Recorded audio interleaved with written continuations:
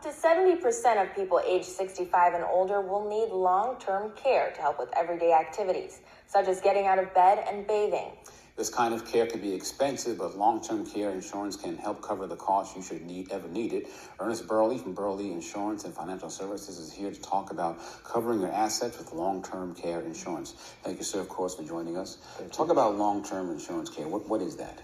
Well, it's a policy that kind of kicks in if a person can no longer do 2 of 6 ADLs, and ADL stands for activities of daily living, like bathing, eating, transferring, toileting, continence, dressing, things of that nature. If you can't do 2 of the 6, the policy kicks in to provide a benefit to have someone come help you out. Or if you have one cognitive impairment like dementia or Alzheimer's, it kicks in on that too. I see. So why would you say that long-term care is kind of taking care of yourself, or TLC? TLC is tender loving care, right? So the reason I say that is because if a person has the mindset to secure a policy, they're thinking about taking care of their loved ones, buffering their loved ones emotionally, psychologically, mentally, physically, financially, because that's a big burden to carry. And also, you're trying to take care of yourself and also to protect your assets, right? So that's why I say it's TLC. It's TLC to protect your loved ones, protect your assets, and to protect yourself. But it sounds like the time to get the insurance before you can't do things, correct? Oh, that's with anything. Yeah, when you start having health ailments, then it's more difficult to get long-term care, life insurance, disability, anything dealing with your body, you want to get it earlier as opposed to later. I see. So does your normal insurance not cover this, or something like Medicare wouldn't cover long-term care? That's a good question. A lot of people think Medicare does, but Medicare does not cover that. It covers up to 100 days of skilled care, and then after 100 days, Medicare is done with that. But most times when people need long-term care services, they don't need skilled care. They need custodial care, which is much different than skilled care. So what point should someone begin shopping around for this insurance? I recommend, like, the early, I got a policy when I was in my 20s, right? Because it was very cheap. It was part of the group plan. And I'm a planner, so I'm like, just in case.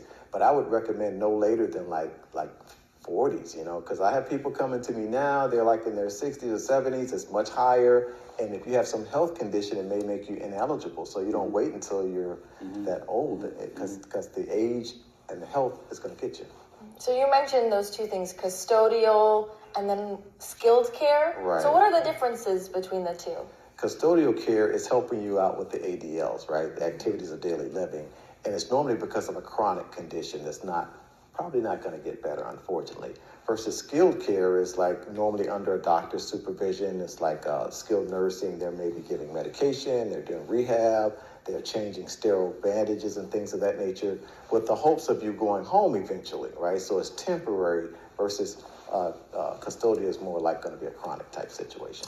How does someone know what to shop around for? You're in good health, things are looking well. How do you know how much insurance to get and not buy too much or too little? Yeah, well, the average cost of that service now is about $7,000 or $8,000 per month, right? So, and I've had clients paying over $10,000 a month for long-term care services for their loved one.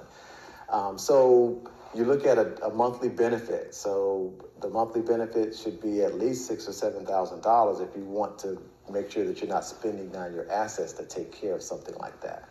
Yeah. And you said that Medicare won't pay for something like this. What about Medicaid? Medicaid does pay for long-term care services, but you have to be at the poverty level to qualify for Medicaid, right? Okay. And each state has their own requirements, but the general rule of thumb is about $2,000. You can't have more than $2,000 in assets to qualify for Medicaid. Wow. Yeah. So can people transfer the assets out so they can use Medicare, Medicaid rather? Yeah, people are always looking for a way to kind of skirt the system. So the government, of course, looks at that, right? So they have a 5-year look back to try to combat people trying to put that unnecessary burden on the government. So there's a 5-year look back to try to combat people trying to do that. So what does that mean? Basically, they're going to look at your records for 5 years? Right. They look at your financial assets over the past 5 years. And if they see that you've been transferring assets, selling things under market value, gifting items to get them out of your name, they're going to say, well, these are disqualifying events, and you'll be ineligible for Medicaid for a certain period of time, which is normally based on the amount and the cost of coverage. They have a formula to say, okay, this is how long you're going to be ineligible for Medicaid because you had a disqualifying event. Okay, Mr. Burley, thank you very much. Thank you. Well, individuals should contact their own financial professional and attorneys to help questions about specific situations or needs before taking any action based on this information.